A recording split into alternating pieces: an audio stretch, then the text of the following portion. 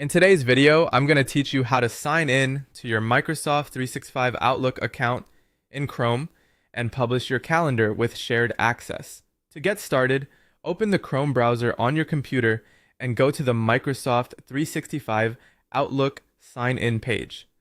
Once the page loads, enter your Outlook account credentials and complete the sign in process. If your organization uses multi-factor authentication, go ahead and approve the sign-in using the required verification method. After that, wait for Outlook to finish loading so you can access your mailbox and calendar settings.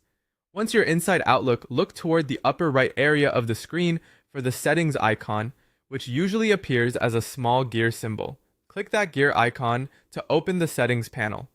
This area gives you access to many Outlook preferences, so take a moment to make sure the panel is fully open before moving on. From the settings area, navigate to calendar, and then find shared calendars. Depending on your version of Outlook, you may need to click a link such as view all Outlook settings first in order to see the full settings menu. If that happens, simply continue into the calendar section and then choose shared calendars. This is where Outlook allows you to manage how your calendar is shared and published. Now, locate the calendar you want to publish. If you have more than one calendar in your account, double check that you're selecting the correct one before continuing. In the publishing options, choose the permission level called Can View All Details. This setting allows people who access the published calendar to see the full details of your events, so make sure that level of visibility is appropriate for your needs before you proceed. After selecting that permission option, click Publish. Outlook will then generate the published calendar access for you.